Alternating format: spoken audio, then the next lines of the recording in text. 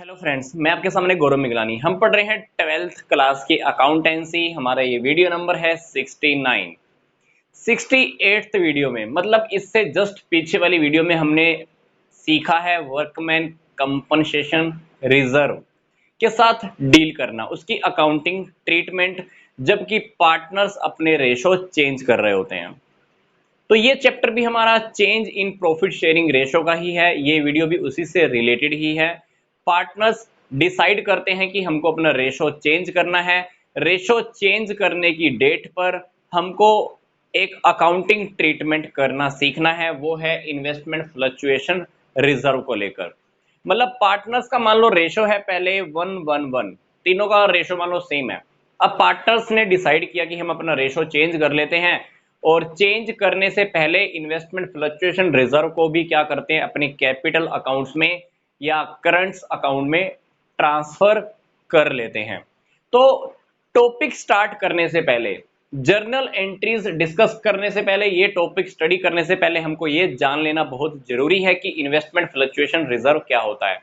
Company कभी कभी क्या करती है, कंपनी कह लीजिए, फर्म कह लीजिए, आपका बिजनेस कह लीजिए, वट जो आप कहना चाहते हैं, हम कभी कभी क्या करते हैं, बाहर की किसी कंपनी के अंदर इन्वेस्ट करते हैं। इन्वेस्ट करने से हम क्या खरीदते हैं, सामने वाली कंपनी के शेयर्स, डिबेंचर, वट जो भी हम इन्वेस्टमेंट करते हैं, जिसमें भी हम पैसा लगाते हैं। मान लो मैंने कहीं पर इन्वेस्टमेंट की 1,00,000 रुपए की। अब जो इन्वेस्टमेंट हम करते हैं उसकी और मार्केट वैल्यू के अंदर कभी कभी डिफरेंस आना स्टार्ट हो जाता है। मार्केट वैल्यू मान लो कम हो गई, मैंने इन्वेस्टमेंट की थी 1,00,000 रुपए की और मार्केट वैल्यू आ गई मान लो उसी इन्वेस्टमेंट की मान लो 80,000 रुपीज। जो 20,000 का जो फ्लक्चुएशन आ रहा है, उस फ्लक्चुएशन को मैं फेस कैसे करूं। तो उस इस टाइप के फ्लक्चुएशन जो हमारे हर साल आते रहते हैं, उस फ्लक्चुएशन को फेस करने के लिए पार्टनर्स क्या करते हैं, प्रॉफिट में से थोड़ा थोड़ा अमाउंट निकाल कर कहां पे रखते रहते हैं, इन्वेस्टमेंट फ्लक्चुएशन रिजर्व में रखते रहते हैं। तो अल्टीमेटली इन्वेस्टमेंट फ्लक्चुएशन रिजर्व है क्या, जो प्रॉफिट में से मेंटेन किया जाता है।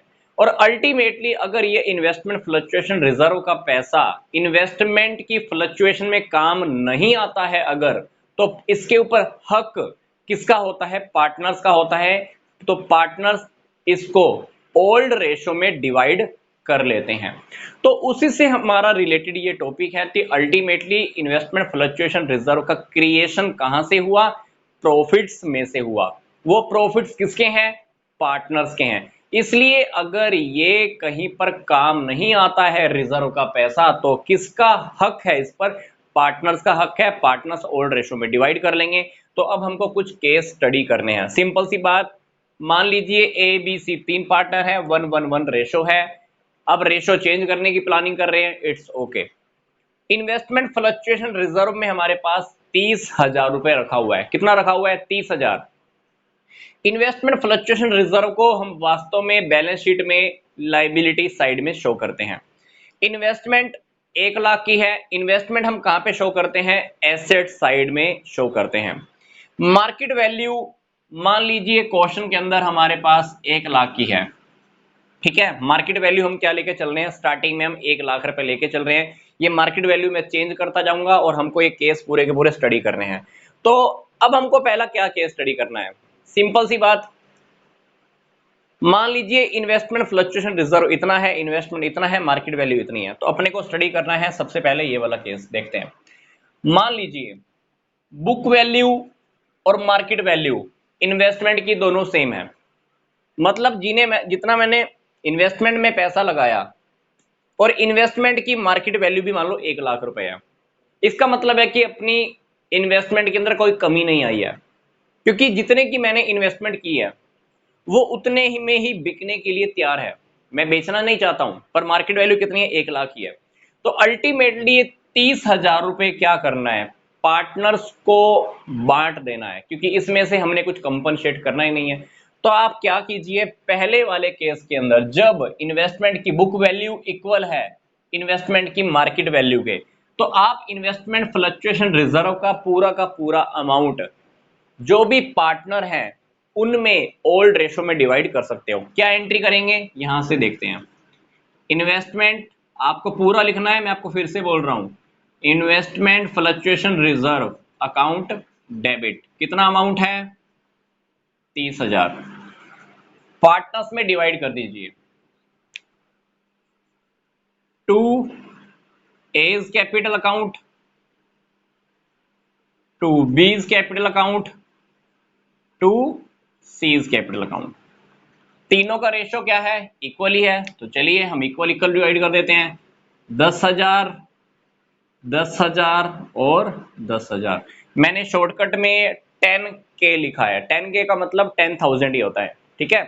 तो पहले केस के अंदर जब हमारी मार्केट वैल्यू इन्वेस्टमेंट की हमारी बुक वैल्यू के इक्वल है। बुक वैल्यू क्या होती है? ये बुक वैल्यू जितनी मैंने बैलेंस शीट में दिखाया हुआ, बुक बैलेंस शीट में मैंने कितना दिखाया हुआ है इन्वेस्टमेंट 1 लाख का, मार्केट वैल्यू कितनी है 1 लाख की, तो एक कमी तो आ नहीं रही। हमको इन्वेस्टमेंट फ्लक्चुएशन रिजर्व में से कुछ पैसा यूज भी नहीं करना, तो आप क्या करो, पूरा का पूरा 30,000 तीनों पार्टनर्स में डिवाइड कर दो, ठीक है। तो ये हुआ हमारा पहला केस स्टडी। मान लीजिए किसी क्वेश्चन में आपको पता नहीं है, आपको मार्केट वैल्यू क्वेश्चन में दी नहीं हुई, क्वेश्चन में सिर्फ ये दिया हुआ है इन्वेस्टमेंट फ्लक्चुएशन रिजर्व 30,000 और इन्वेस्टमेंट दी हुई आपको 1 लाख, मार्केट वैल्यू आपको पता ही नहीं है कितनी है, तो बाय डिफॉल्ट तब हम मार्केट वैल्यू 1 लाख मानकर चलेंगे और एंट्री हमको सेम की सेम करनी होती है, ठीक है। अब हम डिस्कस करते हैं सेकंड केस। सेकंड केस के अंदर market value of investment is less than the book value. मान लीजिए मार्केट वैल्यू हमारी हो गई 88,000। कितनी हो गई? 88,000। यहां पे ध्यान से देखिए, इन्वेस्टमेंट हमने की हुई है 1 लाख की, वही इन्वेस्टमेंट की वैल्यू कितनी है? 88,000। वही आपको यहां पर बोल रहा है कि मार्केट वैल्यू इन्वेस्टमेंट की अगर बुक वैल्यू से कम हो जाती है, बुक वैल्यू कितनी है 1 लाख, मार्केट वैल्यू कितनी है 88,000। अब ये ध्यान से देखिए कि इन्वेस्टमेंट फ्लक्चुएशन रिजर्व में से हमको जो डिफरेंस आ रहा है वो डिफरेंस क्या करना पड़ेगा? अपने को यूटिलाइज करना होगा। पहला केस, सेकंड केस में से ही पहला केस, जब fall in value is the less than investment fluctuation reserve, मतलब हमारी वैल्यू देखो कितनी यहाँ पे फॉल हुई है। यहाँ पे आप डिफरेंस देखिए, दोनों में डिफरेंस कितना आया है? 12,000 का आया है। ये 12,000 क्या लग रहा है आपको? इन्वेस्टमेंट फ्लक्चुएशन रिजर्व से कम है या ज्यादा है? कम है। तो कम के केस के अंदर मतलब पहले वाले केस के अंदर हम क्या करेंगे? देखिए, जब हमारी वैल्यू में जो गिरावट आई है 12,000 रुपए की, वो इन्वेस्टमेंट फ्लक्चुएशन रिजर्व से अगर कम है, तो इस केस के अंदर अपने को क्या करना है? सिंपल सी बात है, इन्वेस्टमेंट फ्लक्चुएशन रिजर्व अकाउंट को आपको डेबिट ही करना है। डेबिट किया कितने से? 30,000। अब ध्यान से देखिए कितनी वैल्यू कम हुई है आपकी? 12,000 की। तो आपको क्या करना है यहां पर, अभी इन्वेस्टमेंट के अंदर आप 12,000 डाल दीजिए टू इन्वेस्टमेंट अकाउंट। कितना डाल देंगे? 12,000 रुपए आपने इन्वेस्टमेंट के अंदर क्या कर दिया? क्रेडिट कर दिया। अब 30,000 रुपए में से 12,000 आपने क्या किया? यहां पे डाल दिए, बाकी का कितना रह गया? 18,000। देखिए 30,000 का रिजर्व था, 12,000 आपने यहां पूरा कर दिया, बाकी रह गया 18,000। 18,000 तो आप पार्टनर्स में डिवाइड कर सकते हैं ना, तो आप क्या कीजिए, 18,000 रुपए जब तीनों पार्टनर्स में डिवाइड करोगे तो तीनों पार्टनर्स के पास कितने कितने आ जाएंगे? 6,000, 6,000 और 6,000। तो हमारा ये सेकंड केस का भी फर्स्ट ऑप्शन कंप्लीट हुआ। दूसरा ऑप्शन, मान लीजिए मार्केट वैल्यू 70,000 हो जाए तो क्या करोगे आप? इन्वेस्टमेंट कितनी की थी आपने? 1 लाख की, मार्केट वैल्यू कितनी आ गई? 70,000। कितनी की कमी आ रही है? 30,000। रिजर्व भी कितना रखा हुआ है? 30,000। जितने का रिजर्व रखा हुआ है उतने की वैल्यू फॉल हुई है, मतलब जितनी वैल्यू फॉल हुई है वो इक्वल है इन्वेस्टमेंट फ्लक्चुएशन रिजर्व के अंदर। तो आपको क्या लगता है कि कुछ भी अमाउंट क्या पार्टनर्स के लिए बचेगा? बिल्कुल नहीं बचेगा। तो हमने क्या करना है, इन्वेस्टमेंट फ्लक्चुएशन रिजर्व अकाउंट को 30,000 से डेबिट करना, और ये इन्वेस्टमेंट अकाउंट हमारा क्रेडिट होगा 30,000 से। और जो ये वाली एंट्री है, इस एंट्री अपने को नहीं करनी है। मतलब ऐसा लगा लो कि अपने को क्या करना है, ये पूरा का पूरा मैटर क्या हो जाएगा? साफ हो जाएगा, ठीक है। तब इस केस के अंदर अपने को ये एंट्री कर दी, मतलब जितनी वैल्यू फॉल हुई, कितनी वैल्यू फॉल हुई? देखिए 1 लाख की थी, 70,000 आ गई, 30,000 फॉल हुआ। 30,000 हमारे रिजर्व के इक्वल है, तो 30,000 अपना आपका यहां पर इन्वेस्टमेंट में पूरा हो जाएगा। पार्टनर्स में कुछ डिवाइड करने के लिए है ही नहीं अपने पास, तो अपने को पार्टनर्स को कुछ डिवाइड ही नहीं करना, क्योंकि रिजर्व में से जब कुछ बचेगा ना तभी अपने को पार्टनर में डिवाइड करना होता है, अदरवाइज आपको डिवाइड नहीं करना है, ठीक है। अब देखते हैं नेक्स्ट केस। अगर fall in value is the greater than the investment fluctuation reserve. आप फॉर एग्जांपल मान लीजिए रिजर्व कितना का रखा हुआ है, 30,000 का रखा हुआ है। अब 30,000 से ज्यादा हमारी वैल्यू फॉल हो जाती है। मान लो हमारी वैल्यू गिर जाती है, इन्वेस्टमेंट की वैल्यू आ गई मान लो अपने पास, हम लेके चलते हैं कुछ भी ले लीजिए,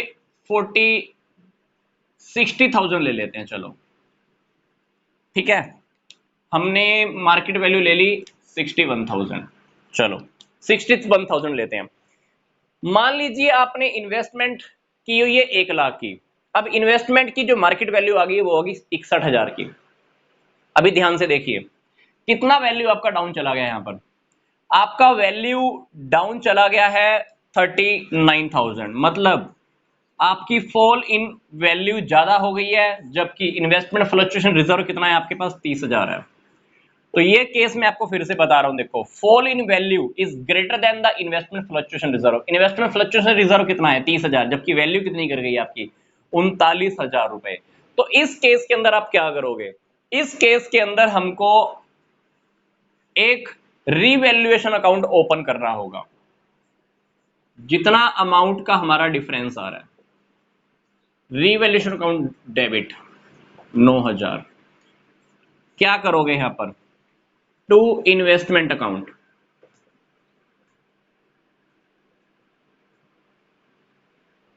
39,000। यहां पे अपने को 39,000 शो करना है, क्योंकि इन्वेस्टमेंट की मार्केट वैल्यू कितनी कम हो गई है, 39,000 कम होगी। तो अपने को 39,000 कंप्लीट करने हैं। यहाँ पर 30,000 कहां से पूरा करोगे, रिजर्व में से 9,000 कहां से पूरा करोगे, रिवैल्यूएशन अकाउंट के अंदर। अब रिवैल्यूएशन अकाउंट के अंदर हमारे पास 9,000 डेबिट हो चुके हैं। एक किस्म से देखा जाए तो हमारे पास लॉस हो गया, 30,000 तो हमारे पूरे के पूरे चिप गए, प्लस 9,000 फर्म के और चिप गए। तो ये जब भी फर्म को लॉस होता है, ये अपने पीछे वाली वीडियो में देखा है, रिवैल्यूएशन अकाउंट में से जो अमाउंट हमारा डेबिट साइड के अंदर पड़ा हुआ है, अब आप क्या करेंगे, तीनों पार्टनर्स में तीनों के रेशो में डिवाइड कर देते हैं। आप क्या करो, रिवैल्यूएशन अकाउंट को डेबिट कर दीजिए, सॉरी पार्टनर्स के कैपिटल अकाउंट को डेबिट कर दीजिए। A is capital account debit, B is capital account debit, C is capital account debit. Revaluation account को आपने खत्म करना है। रिवैल्यूएशन अकाउंट कितने का था, 9,000 का था। फर्म को यहां पर 9,000 का लॉस हो गया। देखो क्यों हो गया था, 30,000 रिजर्व में रखे हैं, जबकि हमको 39,000 रुपए भरने पड़ गए। तो 9,000 देखा जाए तो हमारे घर से लग गए। तो फर्म क्या करेगी, 9,000 रुपए पार्टनर से वसूल करेगी। अब जब पार्टनर से 9,000 वसूल करेगी तो कौन सा रेशो में दे देगी, 1:1:1। तो 9,000 को जब आप तीनों पार्टनर्स में डिवाइड करोगे तो 3,000 इसके डेबिट, 3,000 इसके डेबिट और 3,000 इसके डेबिट। तो इस केस के अंदर अपने को क्या कर रहा है, जब फॉल इन वैल्यू ज्यादा है इन्वेस्टमेंट फ्लक्चुएशन रिजर्व से, क्या किया आपने, पहले एंट्री ये की, जितना अमाउंट आपके पास पड़ा है वो डेबिट कीजिए, बाकी रिवैल्यूएशन में डाल दीजिए। इन्वेस्टमेंट के अंदर आप रिवैल्यूएशन इन्वेस्टमेंट तक आप अमाउंट अपना लेके जाइए। जो लॉस हुआ आपका 9,000 पे, आप तीनों पार्टनर्स में तीनों के रेशो के अंदर ओल्ड रेशो में आप डिवाइड कर दीजिए, और इसी के साथ हमारा थर्ड केस भी खत्म हो जाता है। इसके बाद हम डिस्कस करते हैं चौथा केस। चौथे केस को अपने और ज्यादा ध्यान से देखना है। मान लीजिए मार्केट वैल्यू इन्वेस्टमेंट की बुक वैल्यू से ज्यादा हो जाती है। फॉर एग्जाम्पल अब आपकी इन्वेस्टमेंट तो है 1 लाख की, अब मान लीजिए आपकी मार्केट वैल्यू आ जाती है 1,15,000। इन्वेस्टमेंट के अंदर कितने लगाए थे आपने, 1 लाख। इन्वेस्टमेंट कितनी बिकने के लिए तैयार है, मार्केट में वैल्यू कितनी है, 1,15,000। देखा जाए तो हमारा यहां से भी फायदा हो रहा है अभी, और पार्टनर्स का तो ये तो फायदा है ही सही। अब इस केस के अंदर अपने पास कोई लॉस ही नहीं है। 30,000 का भी फायदा पार्टनर्स में जाने वाला है, और यहाँ पे जो 15,000 का जो फायदा आने वाला है ये भी किस में जाने वाला है, पार्टनर्स के पास जाने वाला है। तो हम क्या करेंगे इस केस के अंदर, पहले क्या करो, इन्वेस्टमेंट फ्लक्चुएशन रिजर्व को आप तीनों पार्टनर्स में डिवाइड करके इसकी कहानी पहले खत्म करते हैं। किसकी कहानी, इन्वेस्टमेंट फ्लक्चुएशन रिजर्व की। आप क्या कीजिए, इन्वेस्टमेंट फ्लक्चुएशन रिजर्व पूरा लिखना है आपने, कितना है 30,000। आप तीनों पार्टनर्स में डिवाइड कर दीजिए, A's capital account to B's capital account to C's capital account. 30,000 तीनों में डिवाइड कर दीजिए, 10,000 इसके क्रेडिट, 10,000 इसके क्रेडिट, 10,000 इसके क्रेडिट। ये वाला अमाउंट थोड़ा सा इस तरफ करके लिखना, क्योंकि अपने को क्रेडिट वाला थोड़ा सा साइड में दिखाना होता है। जर्नल एंट्री में अपने को पता है ना कि डेबिट वाला अमाउंट थोड़ा सा इधर रहता है, क्रेडिट वाला थोड़ा सा हटके होता है, ठीक है। अब रिजर्व का पैसा तो अपना बट गया। अब ये देखिए इन्वेस्टमेंट के ऊपर हमारा 15,000 का बेनिफिट अभी और हो रहा है। तो इस 15,000 के बेनिफिट के लिए फर्म क्या करने वाली है, 15,000 के बेनिफिट को फर्म क्या करेगी, रीवैल्यूएशन अकाउंट में डाल देगी। कहां पे डाल देगी, रीवैल्यूएशन अकाउंट के अंदर।